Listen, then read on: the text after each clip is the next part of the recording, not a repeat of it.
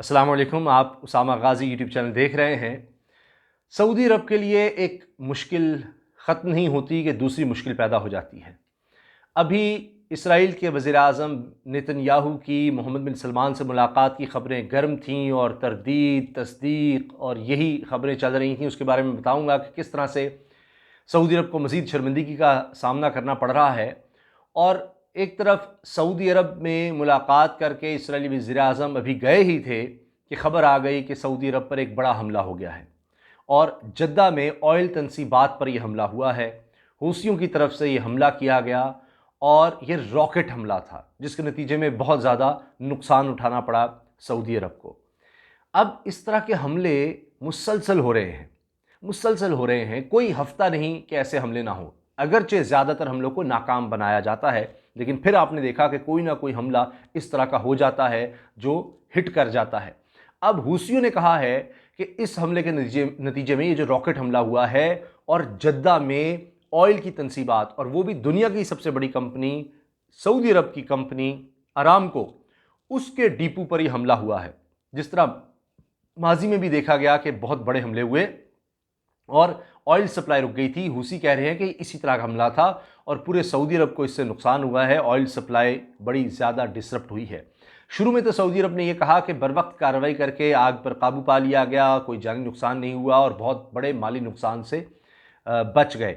मगर अब सऊदी काबीना की तरफ से इस बात की तस्दीक की जा रही है कि इस तरह के हमलों से सिक्योरिटी ना सिर्फ सऊदी अरब की बल्कि आलमी सिक्योरिटी का कहा जा रहा है, ऑयल सिक्योरिटी का कहा जा रहा है कि उसको नुकसान हो रहा है। ये सऊदी काबीना ने कहा है।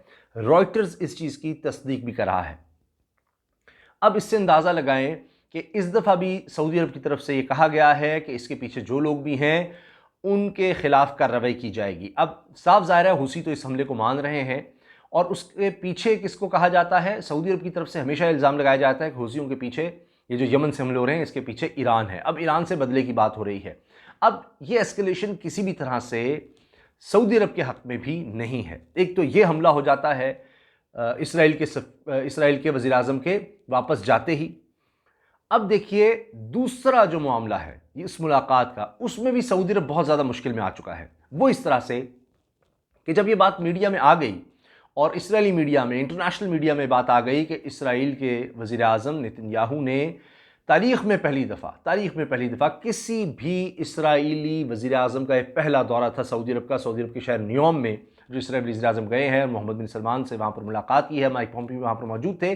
तो इस पर सऊदी अरब के वज़ीर ख़ारजा को इसका डिनायल देना पड़ा कि जी वहाँ पर सिर्फ़ और सिर्फ अमरीकी और सऊदी हुकाम मौजूद थे, इसराइल का कोई आदमी नहीं था। और यानी कोई आदमी नहीं था तो वहाँ पर इसराइल के वज़ीर-ए-आज़म या वहाँ इसराइल की इंटेलिजेंस एजेंसी मोसाद के चीफ़ की तो दूर की बात है, तो उन्होंने डिनाई दिया।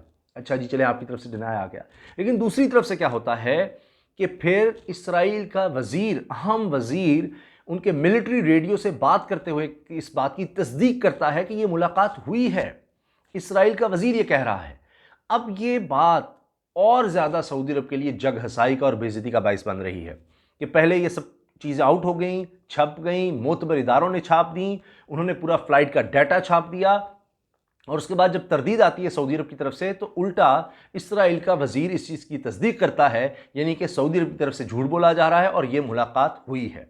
एक और बात सुन लीजिए कि होना तो ये चाहिए था कि सऊदी अरब के हवाले से ये बड़ी अच्छी खबर होती कि इसराइल ने सऊदी अरब को उस लिस्ट से निकाल दिया है कि जहाँ से आने वालों को करंतना करना पड़ता है।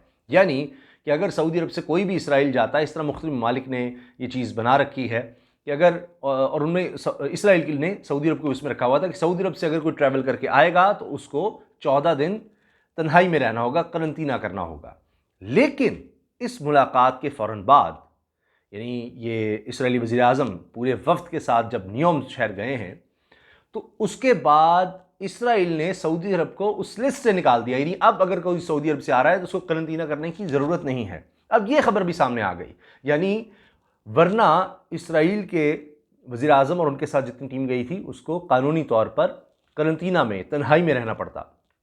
तो इस वजह से भी उन्होंने इस चीज़ को निकाल दिया। अब ये चीज़ें भी छप रही हैं, तो चीज़ें मुसलसल सामने आती चली जा रही हैं।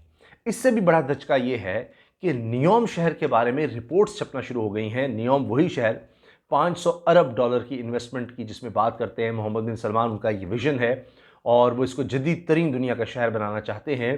وہاں پر اسرائیلی انویسٹمنٹ کی خبریں باہر آ گئی ہیں۔ یہ کتنی بڑی خبر ہے۔ اب آپ دیکھیے کہ 2017 کی میں آپ کو بات بتا رہا ہوں، رائٹرز، بہت سے لوگ پوچھتے ہیں سورس کا، سورس بتا دیا کریں، تو میں کوشش کرتا ہوں، کیونکہ ایک تو وقت بہت زیادہ بعض اوقات لگ جاتا ہے، مختلف چیزوں کے سورسز ہوتے ہیں، بعض اوقات ہمارے ذرائع سے خبر ہم تک پہنچتی ہے، خاص طور پہ لوکل میڈیا میں، اخبارات میں، ٹیلی ویژن پر کئی دفعہ ہوتی ہے، کئی دفعہ لوگوں کے بیانات ہوتے ہیں۔ تو خیر، ابھی یہ 2017 کی رائٹرز ایجنسی کی ایک رپورٹ تھی جو شائع ہوئی، اس میں بتایا گیا تھا کہ سعودی کمپنیاں اور اسرائیل خفیہ طور پر مل کر نیوم کے منصوبے پر کام کر رہے ہیں، اور اس چیز کو یقینی بنایا گیا ہے کہ اسرائیل کی جانب سے $230 ارب جو فراہم کیے گئے ہیں، یہ بات لوگوں تک نہ پہنچے۔ اب یہ اندازہ لگائیں آپ کہ یہ باتیں چھپانے کی بھی بات ہوئی تھی، لیکن یہ بہانہ بھی پھوٹ رہا ہے، یہ چیزیں بھی سامنے آ رہی ہیں۔ اب اس سال بھی آپ دیکھیے کہ اس طرح کی خبریں چھپتی چلی جا رہی ہیں کہ نیوم شہر میں اسرائیل کا بڑا سٹیک ہے، حتیٰ کہ یہ ایسی جگہ پر بنایا جا رہا ہے جہاں پر اسرائیل کو بڑی ایکسیس ہوں۔ اب یروشلم پوسٹ نے بھی اس حوالے سے بات کی تھی، ایک تحقیق میں بتایا تھا کہ سعودی عرب سرکاری سطح پر اسرائیل کے ساتھ تعاون سے گھبراتا ہے، البتہ جب پرائیویٹ سرمایہ کار کمپنیوں کی مشترکہ منصوبوں کی بات ہوتی ہے، ان کے مشترکہ منصوبوں کی بات ہوتی ہے، تو پھر چاہے پانی ہو، چاہے توانائی، زرعی ٹیکنالوجی یا خوراک کے شعبوں میں کوئی بھی بات ہو، تو اس سمے تمام شعبوں میں مکمل تعاون کے لیے آمادہ نظر آتا ہے۔ یعنی اسرائیلی کمپنیوں کے لحاظ سے وہ چیز نہیں چھپاتے، ہاں سرکار کے حوالے سے سعودی عرب چیزیں چھپانا چاہتا ہے۔ پھر یروشلم پوسٹ نے اپنی رپورٹ میں بھی بتایا کہ سعودی سفارتکاروں اور اسرائیلی تاجروں کے مابین معیشت اور سائبر سیکیورٹی کے میدانوں میں تعاون کی بات چیت بھی چل رہی ہے۔ اب آپ اندازہ لگائیے۔ پھر واشنگٹن میں تعینات سعودی سفارت خانے کے مصدقہ ٹویٹر اکاؤنٹ سے یہ وہ بھی وقت تھا کہ ایک بیان جاری ہوتا ہے، ایک ٹویٹ کیا گیا کہ سعودی وزراء کونسل اس بات پر متفق ہے کہ نیوم منصوبے کے لیے اسرائیلی سائبر سیکیورٹی فرم کی خدمات حاصل کی جائیں، لیکن بعد میں کیا ہوا کہ شدید عوامی رد عمل کی وجہ سے اس ٹویٹ کو حذف کرنا پڑا۔ اب یہ سب چیزیں ہو رہی ہیں کہ نیوم سٹی میں کس طرح سے اسرائیل کی انویسٹمنٹ، اس کو تو چلیں اگر چھپایا بھی جائے تو اسرائیلی کمپنیوں کی جو انویسٹمنٹ نظر آ رہی ہے اس کو نہیں چھپایا جا رہا، اور اس سے سعودی عرب نظریں بھی نہیں چراتا۔ ایک اور بات کہ یہ بات بھی اب چھپ رہی ہے مختلف جگہوں پر کہ پاکستان پر بڑا دباؤ ہے، اور وزیر اعظم کا وہ بیان آپ سب کو پتہ ہی ہے، انہوں نے کہا کہ جی کچھ ملکوں کی طرف سے ہم پر دباؤ ہے اسرائیل کو تسلیم کرنے کے لیے۔ اب کہا یہ جا رہا ہے کہ سعودی عرب مسلسل پاکستان پر دباؤ ڈال رہا ہے کہ پاکستان اسرائیل کو تسلیم کرے، اور پہلے تسلیم کرے، سعودی عرب سے پہلے تسلیم کرے، کیونکہ اس کے لیے پھر یہ ذرا آسان ہو جائے گا۔ اب پاکستان کی طرف سے یہ چہمگوئیاں ہونے لگیں یہاں پر مختلف جگہوں پر کہ جی پاکستان بھی تسلیم کرنے جا رہا ہے، کیونکہ سعودی عرب کا دباؤ ہے، دیگر ممالک کا دباؤ ہے، اور عمران خان صاحب کا یہ کہنا کہ جی ہم پر دباؤ ہے اسرائیل کو تسلیم کرنے کے لیے، ان سب کی وجہ سے یہ اشارے لیے گئے کہ پاکستان یہ اسرائیل کو تسلیم کرنے جا رہا ہے۔ حتیٰ کہ اب حال ہی میں ایک دفعہ پھر دفتر خارجہ کو یہ بیان جاری کرنا پڑا کہ کوئی سوال ہی پیدا نہیں ہوتا کہ پاکستان اسرائیل کو تسلیم کرے، پاکستان اس وقت تک اسرائیل کو تسلیم نہیں کرے گا جب تک فلسطین کا مسئلہ حل نہیں ہو جاتا، فلسطینی لوگوں کی امنگوں کے مطابق ان کو ایک آزاد ریاست نہیں مل جاتی۔ اب یہ بات بھی سعودی عرب کے لیے کوئی اچھی نہیں کہ پاکستان اس طرح سے دباؤ بھی قبول نہیں کر رہا، پاکستان کی طرف سے مسلسل یہ بات آ رہی ہے کہ ہم اسرائیل کو کبھی تسلیم نہیں کریں گے جب تک کہ فلسطین کا مسئلہ حل نہیں ہو جاتا۔ تو پاکستان پر ایک تو دباؤ کام نہیں کر رہا، اور دوسرا پاکستان کی طرف سے مسلسل اس چیز کی ڈینائل آ رہی ہے۔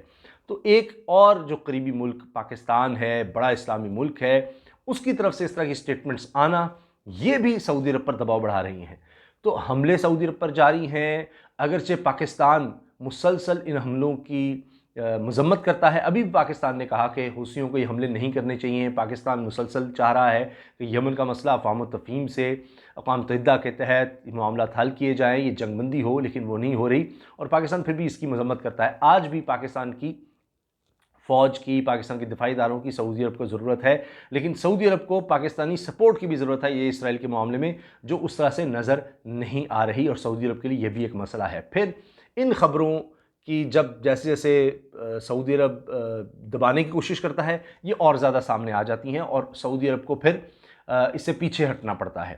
اب یہ بھی ایک دلچسپ امر ہے، کہیں کہیں تو مجھے لگتا ہے، ہو سکتا ہے میں غلط ہوں، کہ جان بوجھ کے اسرائیل کی طرف سے اس طرح کی خبریں چھاپی جاتی ہیں اور سعودی عرب کی طرف سے اس کی ڈینائل ہوتی ہے تاکہ لوگوں کا موڈ دیکھا جائے، آہستہ آہستہ لوگوں کو ذہنی طور پر تیار کیا جائے، دھچکا ایک نہ ہو کہ آہستہ آہستہ دیکھا جائے ریئیکشن کیا آتا ہے، اچھا لوگ آہستہ آہستہ عادی ہو جائیں گے، ان کی ذہن میں سازی ہو جائے گی، ذہن میں یہ بات آ جائے گی کہ یہ تو ہونا ہی ہے، تاکہ ایک دم سے کوئی بہت زیادہ ریئیکشن اس حوالے سے نظر نہ آئے۔